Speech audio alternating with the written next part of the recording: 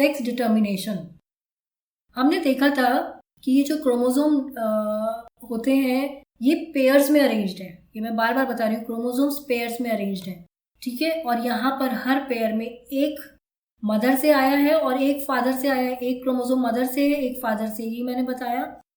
तो जो हमने पहले बात की थी ना होमोलोगस क्रोमोसोम की, वो क्या होता है? The two chromosomes of a pair are similar in size and shape. जो क्रोमोसोम्स होते हैं एक पेयर के, ये सिमिलर होते हैं। आप देख रहे हो यहाँ पे सारे क्रोमोसोम जो पेयर्स हैं they are similar in size and shape. देख रहे हो, ये क्रोमोसोम पेयर है, ये क्रोमोसोम पेयर है। ये जो इसमें क्रोमोसोम्स हैं ये similar in size and shape है। इसका साइज और इसका साइज सेम है, इसका साइज और इसका साइज सेम है। नंबर 1 क्रोमोसोम का साइज ऑलमोस्ट सेम है, ठीक है, इनका साइज सेम है। यहाँ पर आप जैसे इस क्रोमोसोम पेयर को देखोगे, इनके साइज सेम है। अब ये और ये पेयर में नहीं हो सकता ना कि फर्स्ट क्रोमोसोम और ये वाला क्रोमोसोम पेयर में हो, नहीं, यहाँ ये प्रॉपरली सेम साइज और शेप के पेयर में होते हैं, तो इन्हें कहा जाता है होमोलोगस क्रोमोसोम्स। अब ये जो क्रोमोसोम नंबर 1 से लेकर के 22 तक, ये 22 पेयर है, ठीक है, ये नंबर हमने दिए थे, ये 23 पेयर्स हो गए।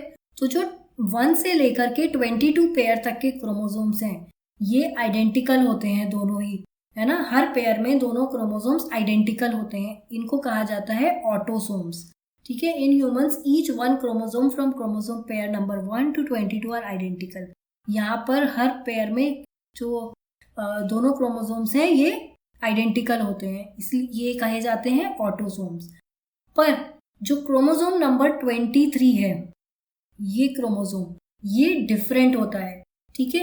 ये क्रोमोसोम नंबर 23 डिफरेंट होता है, इसे कहा जाता है सेक्स क्रोमोसोम। ये इसके जो पेयर्स होते हैं ये डिफरेंट होते हैं। ये मेल्स में होता है XY और फीमेल्स में होता है XX।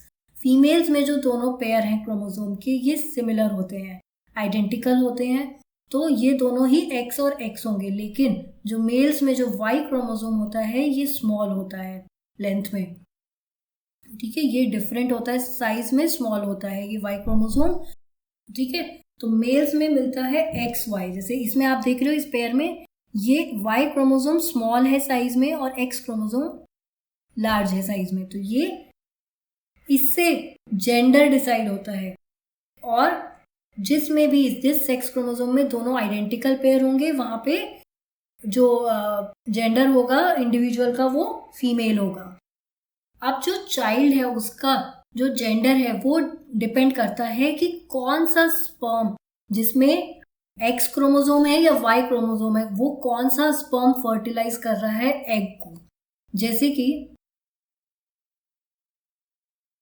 फीमेल्स में X होगा और मेल में XY। अब जो जर्म सेल्स बनते हैं, जो फीमेल जर्म सेल्स है उसमें जो एग सेल है, एग है, उसमें जितने भी एग बनेंगे सब में एक ही क्रोमोसोम होगा। 23rd नंबर ऑफ जो 23rd पेयर है क्रोमोसोम का, उसमें से हर एक गैमीट में सिर्फ X ही जाएगा क्योंकि वहां पे दोनों ही क्रोमोसोम सिमिलर है। बट जो स्पर्म्स में जो मेल जर्म सेल्स होते हैं उसमें X और Y जाते हैं, ठीक है। यहाँ पर स्पर्म्स में X और Y होता है जर्म सेल्स में। अब ये डिपेंड करता है कि कौन सा स्पर्म एग को फर्टिलाइज कर रहा है। अगर ये स्पर्म इस एग को फर्टिलाइज करेगा तो XX बनेगा, मतलब the child will be a girl. ये एग सेल अगर इस स्पर्म से फर्टिलाइज होता है तो मेल।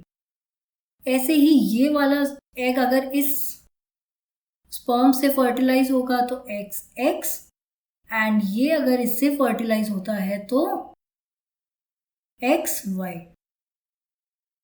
तो जो जेंडर है बेबी का वो कौन सा स्पर्म फर्टिलाइज करेगा ये उस पे डिपेंड करता है, ठीक है।